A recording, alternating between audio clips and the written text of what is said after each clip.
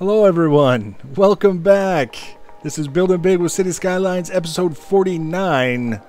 I'm Igneous, and today we're picking up where we left off. This is our second city. We just started it in the last episode. We're trying to get ourselves situated so that we can start messing around with some modular zoning ideas. Basically having little completely isolated neighborhoods within our city that aren't connected by road to any other part in the city, using things like trains to connect for things like cargo and stuff like that. We don't have to worry about roads connecting to other parts of the city to get water and power, which is nice. They can be completely isolated.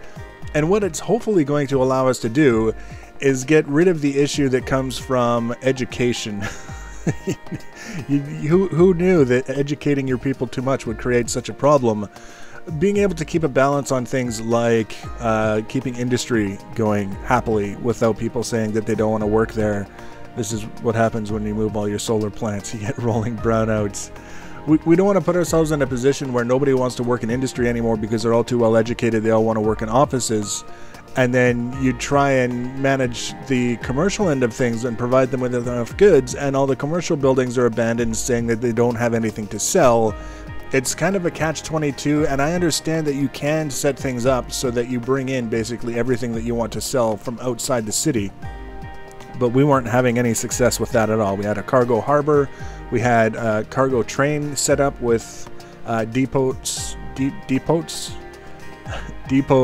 throughout the city that trains from outside the city could drop things off at and have easy access to our commercial areas. Like we weren't skimpy at all on the ability to get things into and out of the city, and it still wasn't really a successful option for us.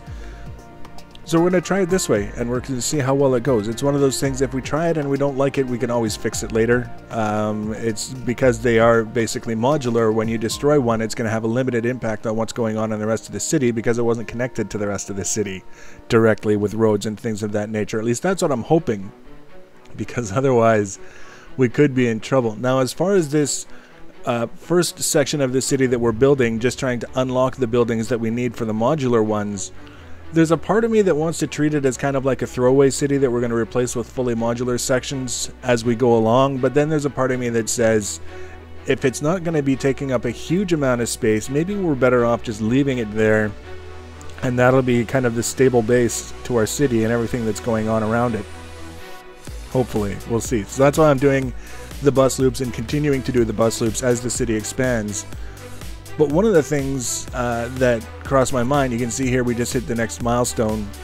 We got access to the high-density residential, high-density commercial, and I think we got offices as well. Don't plan on using office zoning anytime soon.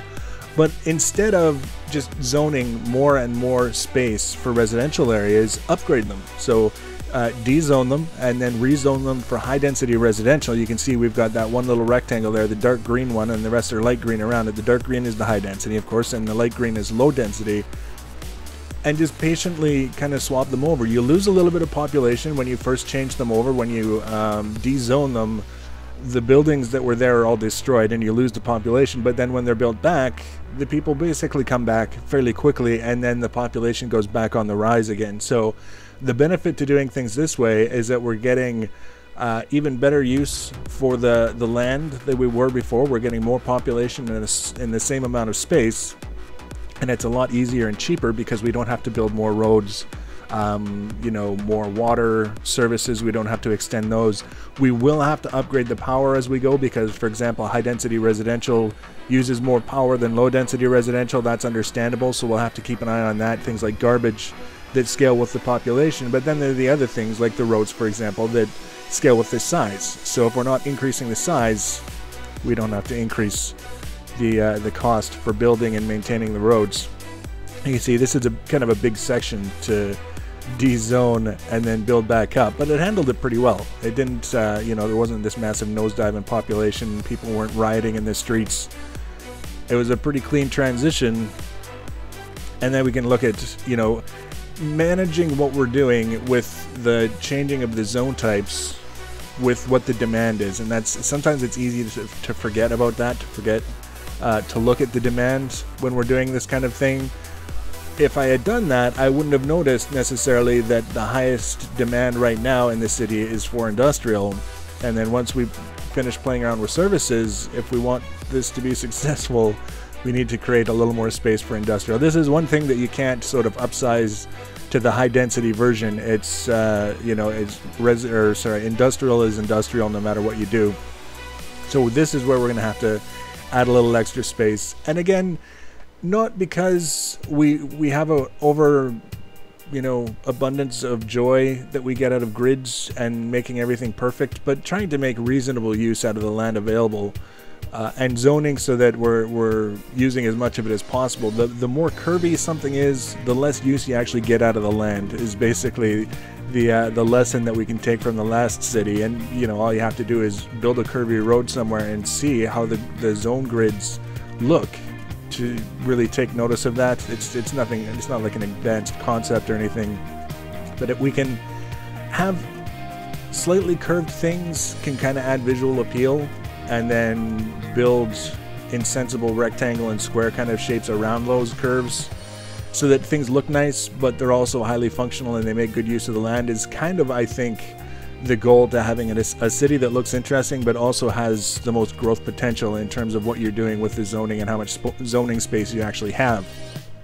And you can see this is, again, the look at the education and that strip of high density residential. They very badly want a high school, but they seem to be growing pretty well, so we might as well give them one. And if that's going to make them even happier, then they'll grow even more, and we'll have sub 15,000 population city with high rises. That's not bad for just getting started.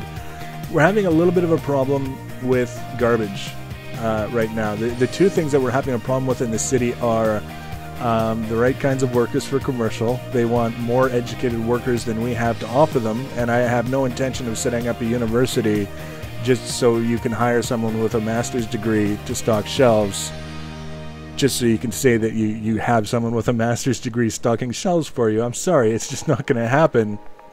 But the garbage problem itself stems from the fact that I kind of neglected how full our dumps were, and there's a couple that are basically sitting full, and the roads aren't sufficient for getting the trucks from where the garbage dump and the incinerators are to the city. So that's definitely something that we need to take a look at.